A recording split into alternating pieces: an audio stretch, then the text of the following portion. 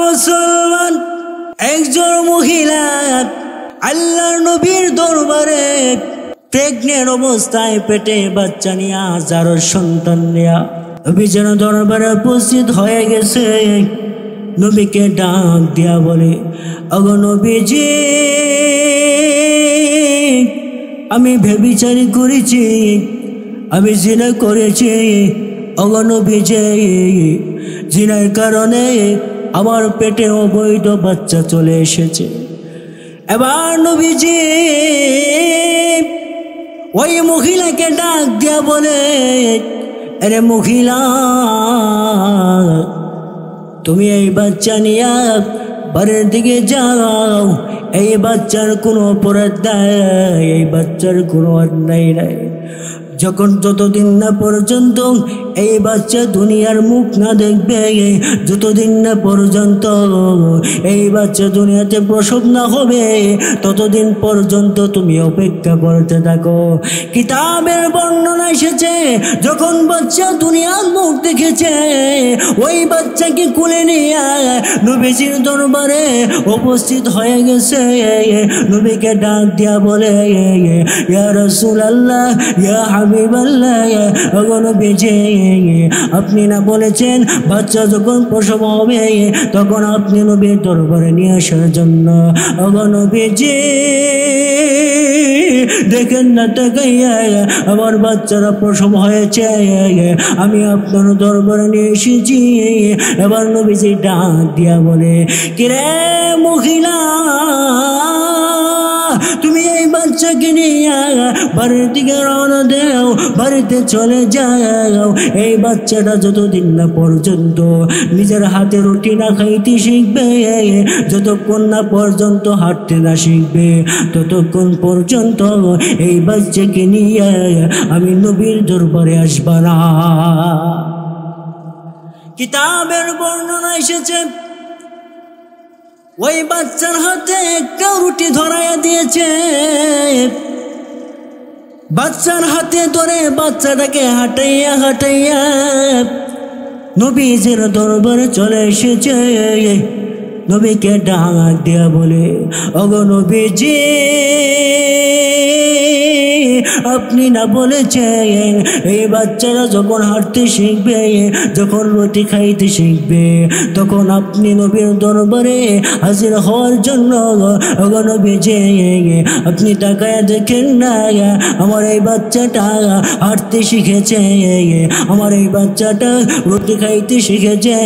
এমনি নবীজি সাহাবীদের প্রতি নোটিশ করে দিলেন, আরে সাহাবীরা, যাও যাও, এই বাচ্চাটাকে কোমর পর্যন্ত গর্ত খনন করে, কোমর পর্যন্ত গর্ত খনন করে ওই মহিলাটাকে ঢুকাইয়া দাও, আর চতুর্দিকে ধারালো পাথর দিয়ে আঘাত করতে থাকো।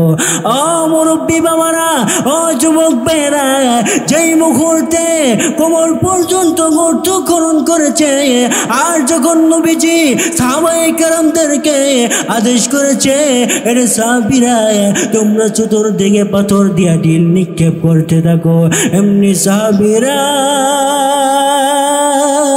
হাতের মধ্যে পাথর নিয়ে চতুর্দিকে পাথর দিয়ে ঢিল মেরে মেরে রক্তাক্ত করে ফেলেছে। এক পর্যায়ে মহিলাটা দুনিয়া থেকে বিদায় হয়ে গিয়েছে। একটা ফোঁটা রক্ত একটা সাহাবীর গায়ে লেগে গেছে। ওই সাহাবীটা এমনি মহিলাকে ডাক দিয়া বলে, আরে মহিলা, তোর গায়ের রক্তের ফোঁটা না পাক আমি সাহাবীর গায়ে লাগছে, আমি সাহাবীর গায়েটা নাপাক হয়ে গেছে রে। এমনি নবীজি ওই সাহাবীকে ডাক দিয়ে বলে, আরে সাহাবী, না না, এই মহিলার রক্তের ফোঁটা নাপাক হতে পারে না। মহান আল্লাহ রব্বুল আলামিন এই মহিলার তাওবাকে সাজা দেওয়ার কারণে মহান আল্লাহ মুহূর্তে কবুল করে নিয়েছে। আল্লাহু আকবার। ওয়ালা তাকরাবুজ জিনা ইন্নাহু কানা ফাহিশা وساء سبيلا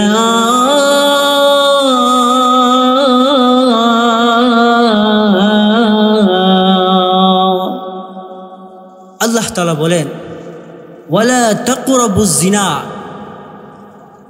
তোমরা জিনায়ের ধারে কাছেও যেও না, জিনার নিকটবর্তী হয়ো না।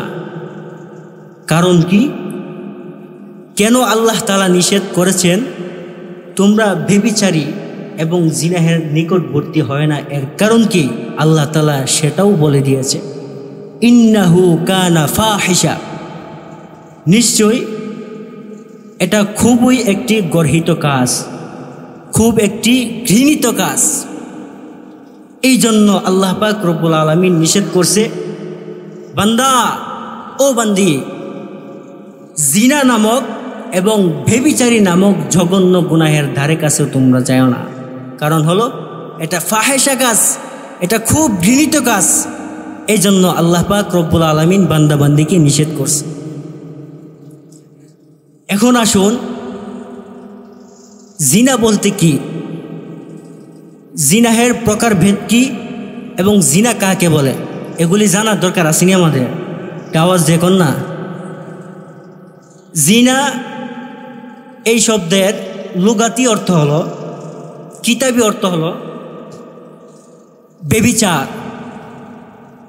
এবং খারাপ কাজ, অবৈধ কাজ।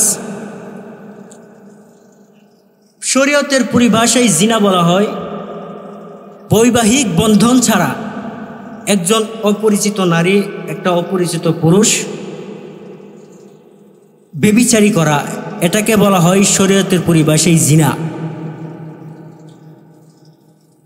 কিন্তু জিনা এর আরও বহুত প্রকারভেদ আছে যেগুলি আমরা জানি না। আমরা মনে করি যে বৈবাহিক বন্ধন ছাড়া একটা নারী পুরুষ উভয়জন যৌনতায় লিপ্ত হলেই বুঝি এটা জিনা হয়। এটাও একটা জঘন্যতম জিনা, কিন্তু জিনার আরও বহুত প্রকারভেদ আছে। এর মধ্যে একটা প্রকার হলো চোখের জিনা। একটা চোখ দিয়া একটা পুরুষ একটা বেগানা নারীর দিকে তাকায়া অন্তরে কামভাব সৃষ্টি করা, এটা হলো চোখের জিনা। হাতের জিনা হলো এই হাতটা দিয়ে একটা বেগানা নারী হাত স্পর্শ করা, শরীর স্পর্শ করা, এটা হলো হাতের জিনা। আর কানের জিনা হলো অবৈধ এবং অশ্লীল কথাগুলি শ্রবণ করা, এটা হলো কানের জিনা। পায়ের জিনা হলো ব্যভিচারী করার জন্য, জিনা করার জন্য হেঁটে হেঁটে যাওয়া, এটা হলো পায়ের জিনা। মনের জিনা হলো, অন্তরের জিনা হলো মনে মনে একাকৃতভাবে বসে বসে জিনা নিয়ে, যৌনতা নিয়ে পরিকল্পনা করা, এটা হলো মনের জিনা, অন্তরের জিনা। এখন আসুন, ব্যভিচারী ব্যক্তি, জিনাকারী ব্যক্তি, যে ব্যভিচারী করেছে, যে জিনা করেছে, পাপ কাজ করেছে, সে ব্যক্তি কি জান্নাতে যেতে পারবে না? মুসলমান, একজন জিনাকারী ব্যক্তি, একটা ব্যভিচারী ব্যক্তি, ওই ব্যভিচারী ব্যক্তিটাও জান্নাতে যাবে, কিন্তু শর্ত হলো ওই বান্দা বান্দি যে অপরাধ করেছে, জিনা নামক জঘন্য কাজ করেছে, এই কাজের প্রতি অনুতপ্ত হইয়া এই কাজের প্রতি সে অনুতপ্ত হতে হবে এবং লজ্জিত হতে হবে। আমি আর ভবিষ্যতে এরকম গুনাহ করব না, আমি আর ভবিষ্যতে এরকম ব্যভিচারী কাজ করব না, এরকম আকাঙ্ক্ষা নিয়ে মহান আল্লাহ পাক রব্বুল আলামিনের দরবারে যদি কাকুতি মিনতি করে, রুনা জারিয়া হাজারি করে যদি গুনাহকে মাফ করাইতে পারে রে, তাহলে মহান আল্লাহ ওই জিনাকারী ব্যক্তি এবং ব্যভিচারী ব্যক্তিকে মাফের ঘোষণা দিবে। তাহলে শর্ত হলো, বান্দা যে জিনা নামক জঘন্য কাজ করছে, ব্যভিচারী নামক জঘন্য কাজ করছে, সেই গুনাহকে মাফ করাইতে হবে। তারপরে আশা করা যায় ওই ব্যক্তি জান্নাতে যাওয়ার। মুসলমান, আল্লাহর নবী বিশ্ব নবী রহমাতুল লিল আলামিনের যুগে একটা অবিবাহিত নারী, একটা অবিবাহিত পুরুষ যখন জিনা নামক জঘন্য কাজ করত, শরীয়ত মোতাবেক ওই ব্যক্তিদেরকে সাজা প্রদান করা হইতো 100টি বেতের আঘাত। বান্দাবান্দি যদি অবিবাহিত হইতো, পুরুষ হোক মহিলা হোক, 100টা বেতের আঘাত করত। এটা হলো জিনার শাস্তি। কিন্তু আমাদের সমাজে লক্ষ্য করেন, অহরহর জিনা নামক জঘন্য কাজ সরাসরি চলতেছে, কিন্তু প্রতিবাদ করার মতো কোনো লোক নাই, সাজা প্রদান করার মতো কোনো লোক নাই, ঠিক কিনা? মুসলমান, আল্লাহর নবী বিশ্ব নবী রহমাতুল লিল আলামিনের যুগে একটা যুবক সে জিনা করে, অপরাধ করে কিভাবে আল্লাহ তাআলার প্রতি অনুতপ্ত হয়ে, লজ্জিত হয়ে তাওবা করছে। আমি যদি আপনাদেরকে হাদিস শরীফ থেকে একখানা যদি ঘটনা উল্লেখ করে আপনাদেরকে শোনাই তাহলে বুঝবে। হযরত ওমর রাদিয়াল্লাহু তাআলা আনহু একদিন আল্লাহর নবীর পিছনে দাঁড়াইয়া ফজরের নামাজ সাহাবীদের সঙ্গে কাতারবদ্ধ হইয়া, জামাতবদ্ধ হইয়া নামাজ আদায় করে সকালে মসজিদ থেকে বের হয়ে গেছে। বাড়িতে গিয়ে নাস্তা করবে, নাস্তা করে আবার চিন্তা করে আবার ভাবে, আমি নবীজির দরবার থেকে এসেছি, আমি আবার নবীজির দরবারে যাব, কারণ ধর্ম নিয়ে, ধর্মের ব্যাপারে আমি আল্লাহর নবীর সঙ্গে কিছু কথাবার্তা বলবো। হযরত ওমর যখন ঘর থেকে বের হয়ে গেছে, এই নিয়ত নিয়া, এই আকাঙ্ক্ষা নিয়া আল্লাহর নবীর দরবারে যাবে, আর নবীকে গিয়া বলবে ধর্ম প্রচার করার কথা, এবং ওমর রাদিয়াল্লাহু তাআলা আনহু ধর্ম প্রচার করবে। এমত অবস্থায় রাস্তার মধ্যে তাকায়া দেখে একটা সুন্দর চেহারাওয়ালা একটা মধ্যবয়সী যুবক মুখের মধ্যে চাপ দাঁড়িয়ে সেজদার মধ্যে লুটাইয়া পড়ে হাউমাউ করে কান্না করতেছে। এমনি হযরত ওমর ওই ব্যক্তিকে ডাক দিয়া বলে, ওমর অন্তরে একটু মায়া লেগে গেছে। আল্লাহর নবী হাদিস শরীফের মধ্যে বলেছেন, আশাদ্দুহুম ফি আমরিল্লাহি ওমর। ওমরের মনে সহজে মায়া লাগে না। ওমর হলেন কঠোর মেজাজি, ওমর হলেন কঠিন মেজাজি, ওমরকে সহজে কেউ মায়া লাগাইতে পারে না। ওই যুবকের এমন কান্না দেখে, এমন ভাবে কান্না করেছে, চোখের পানি ছেড়ে দিয়ে, চোখ দিয়ে পানি পড়তে পড়তে দুইটা চোখের নিচে দাগ পড়ে গেছে রে, দুইটা চোখের নিচে দাগ পড়ে গেছে, দুইটা চোখ অনেক ফুলে গেছে। এই করুণ অবস্থা দেখে হযরত ওমর এই যুবককে ডাক দিয়ে বলে, আরে যুবক, তুমি এইভাবে কেন কাঁদতেছ? এইভাবে কেন হাউমাউ করে কান্না করতেছ? এবার যুবক ডাক দিয়া বলে, আরে ভাই ওমর, আমি এইভাবে কেন কান্না করতেছি? আমার কান্নার কারণ তুমি জেনে কোনো লাভ নাই। আমি বড় অপরাধ করে ফেলেছি, আমি বড় অন্যায় করে ফেলেছি। কিরে যুবক, এত কি বড় অন্যায় করেছ? এত বড় কি পাপ করেছ? আমার কাছে বলো না, আমি ওমর একটু দেখি না নবীজির দরবারে গিয়ে সমাধান করতে পারি কিনা। এবার যুবক ডাক দিয়া বলে, আরে ভাই ওমর,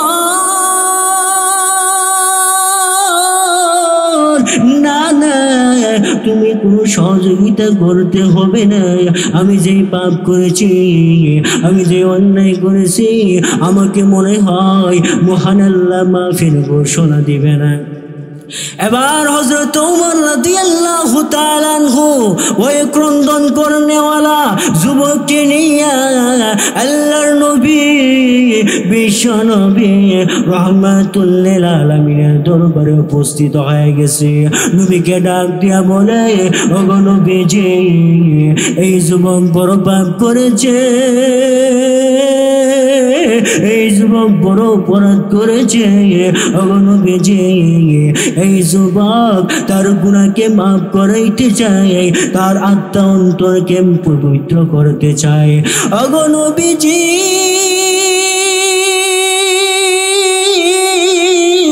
এই যুবক আল্লাহ তাআলার দরবারে খাঁটিভাবে তওবা করতে চাই। ওগো যুবক, তুমি এমন কি পাপ করছো রে, এমন কি অন্যায় করছো, যেই কারণে আমার স্বামী ওমরে আয়েশা আমার দরবারে কাকুতি মিনতি করতে আরম্ভ করে দিয়েছে। এবার যুবক দুইটা চোখের পানি ছেড়ে দিয়া হাউমাউ করে কান্না করে আর নবীকে ডাক দিয়া বলে, ওগো নবীজি, আমি এত বড় অন্যায় করেছি, আমার মনে হয় আমার জীবনে আর এত বড় পাপ করি নাই, আমার জীবনে আর এত বড় অন্যায় করি নাই।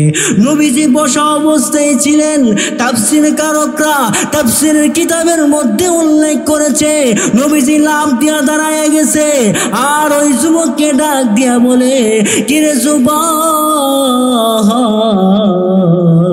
এত কি বড় অন্যায় করেছো, এত কি বড় তুমি পাপ করেছো, যার কারণে তুমি এইভাবে কাকুতি মিনতি করতে আরম্ভ করে দিয়েছো। কিরে যুবক, তোমার গুনার পরিমাণটা কত বড় হবে আমি একটু জানতে চাই। মহান আল্লাহ এত বিশাল বড় জমিন সৃষ্টি করেছে, এই বিশাল বড় জমিন থেকে কি তোমার পাপ কি বড় হবে? এবার যুবক ডাক দিয়া বলে, ওগো নবীজি, আমার মনে হয় আমার গুনার পরিমাণটা এই পৃথিবীর আরো অনেক বড় হবে। মহান আল্লাহ যে এই পৃথিবীর জমিনটা সৃষ্টি করেছে, এই বিশাল বড় জমিন থেকে আমার গুনার পরিমাণটা অনেক বড় হবে।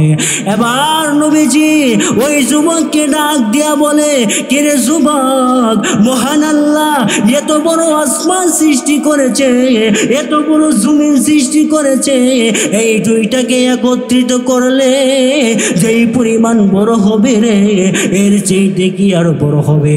এবার যুবক নবীকে ডাক দিয়া বলে, চোখের পানি ছেড়ে দিছে, কান্না করে আর নবীকে ডাক দিয়া বলে, ওগো নবীজি, আমার মন বলছে আমার গুনার পরিমাণটা এর চাইতে আরো বড় হবে, এর চাইতে আরো বড় হবে।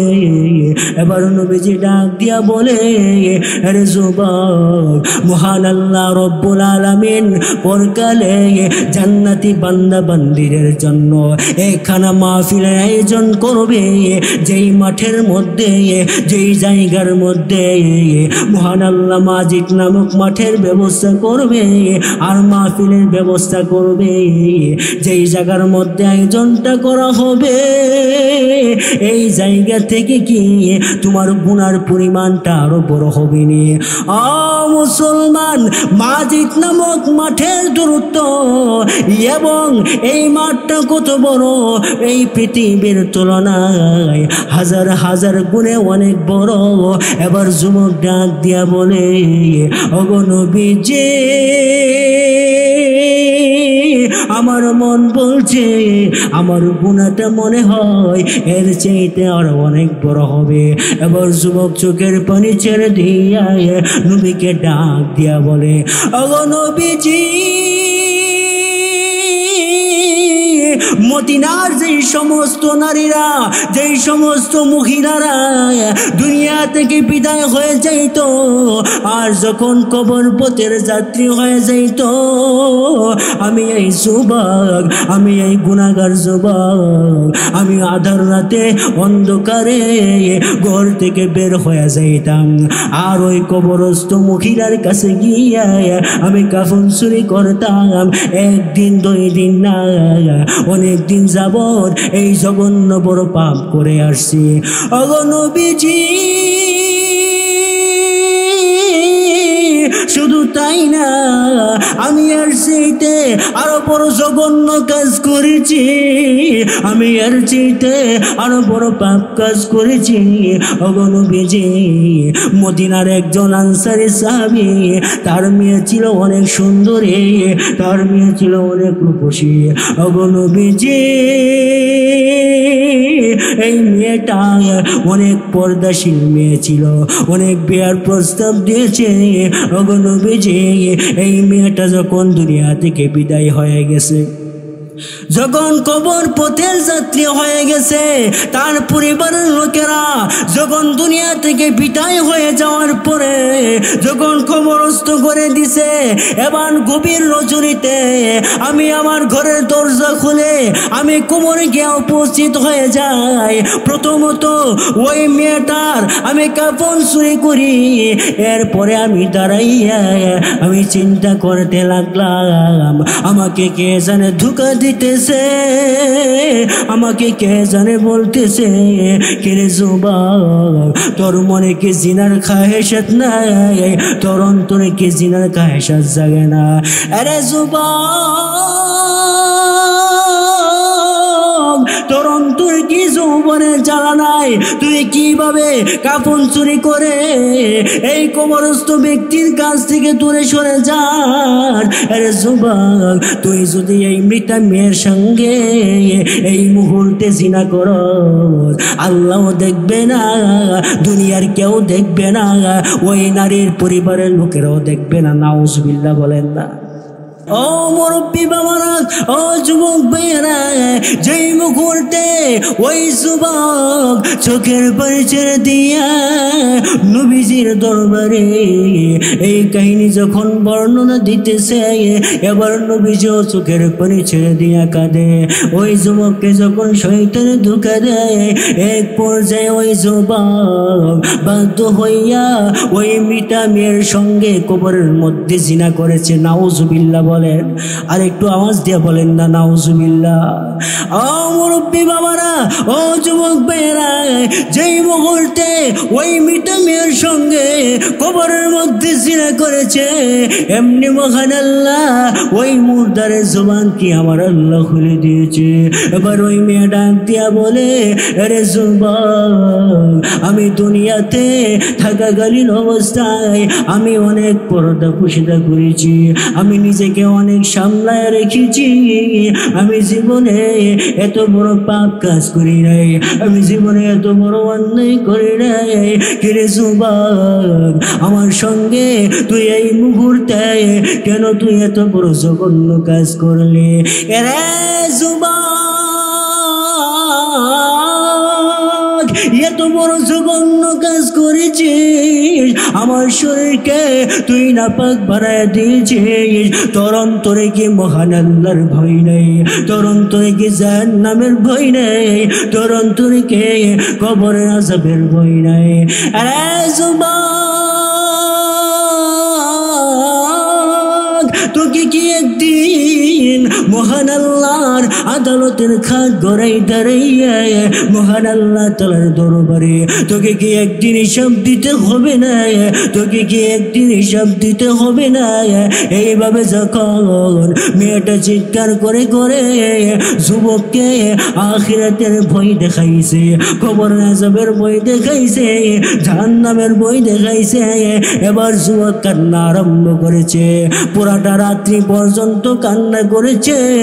পুরাটা দিন পর্যন্ত কান্না করেছে। এইভাবে যখন চোখের পানি ছেড়ে দিয়া আল্লাহর নবীর দরবারে যখন কান্না আরম্ভ করেছে, এবার নবীজি ওই যুবককে ডাক দিয়া বলে, কিরে যুবক, তুমি যে এত বড় পাপ করেছ, তুমি যে এত বড় অন্যায় করেছ, আমি জানি না মহান আল্লাহ তোমাকে মাফের ঘোষণা দিবেনি।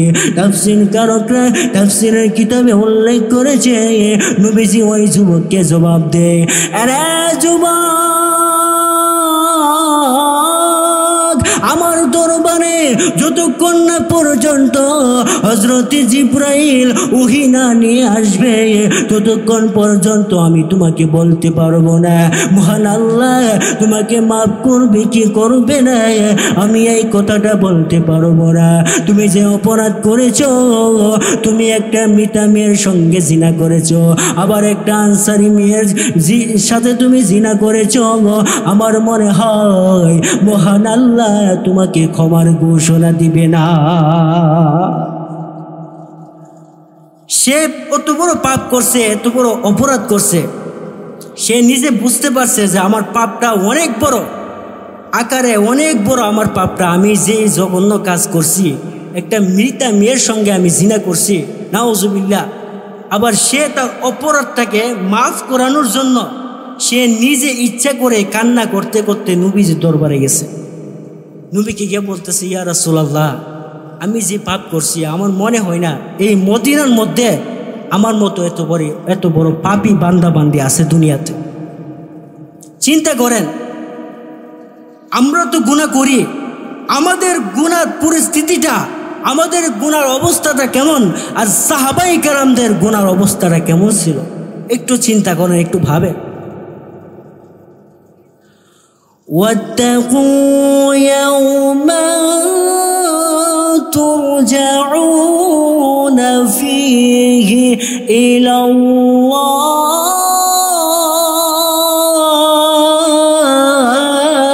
الله الله أكبر ثم توفى كل نفس ما كسبت وهم لا يظلمون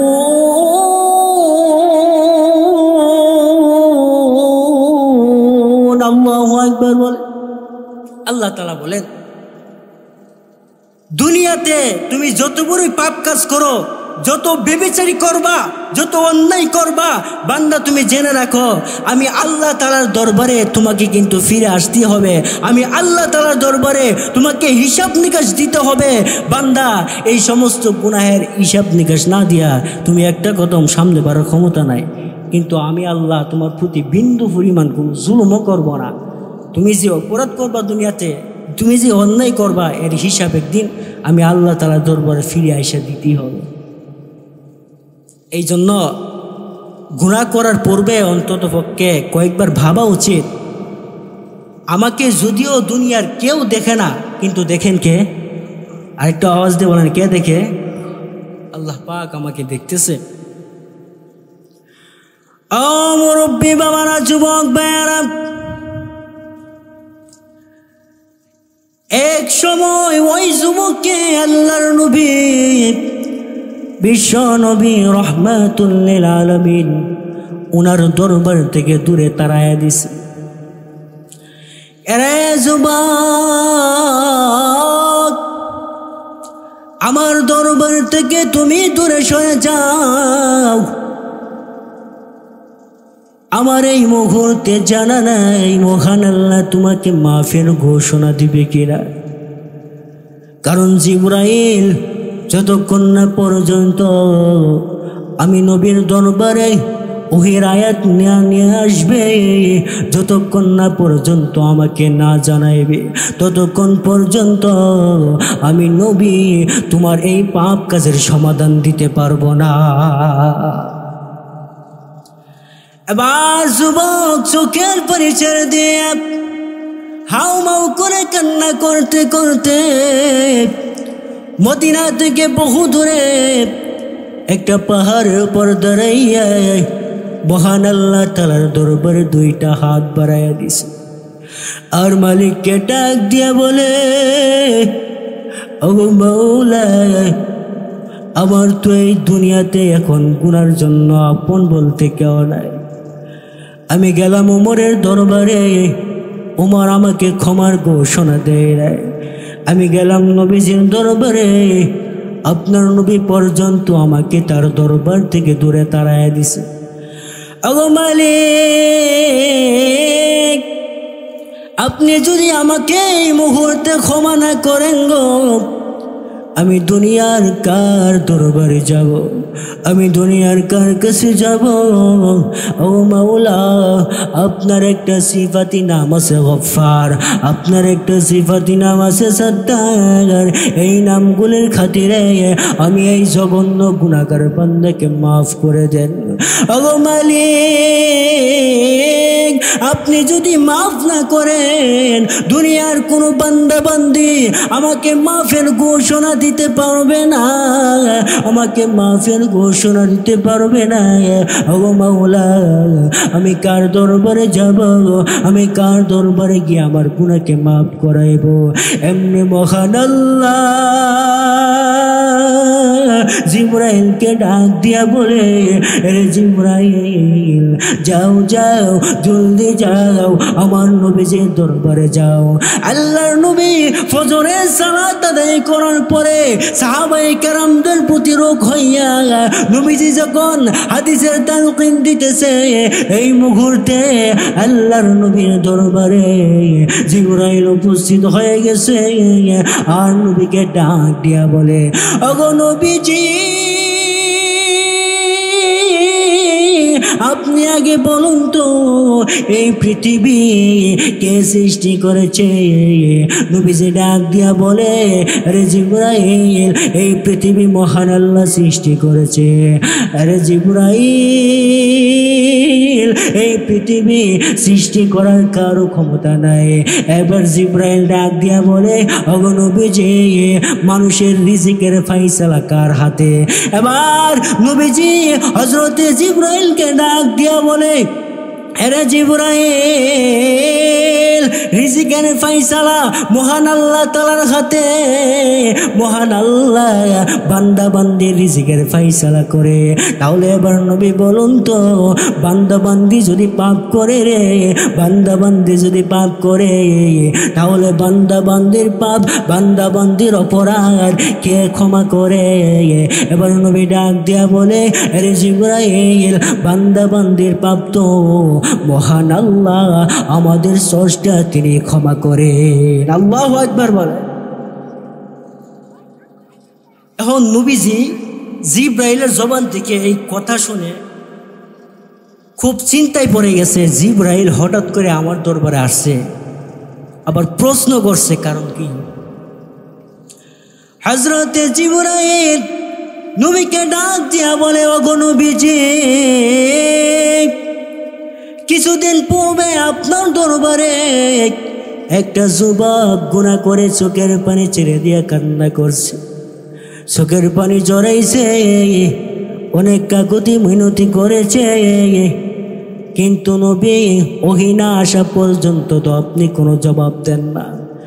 মহান আল্লাহ রব্বুল আলামিন এই মুহূর্তে আমার মাধ্যমে আপনার দরবারে ওই যুবকের ব্যাপারে ওহী পাঠাইয়া দিয়েছে।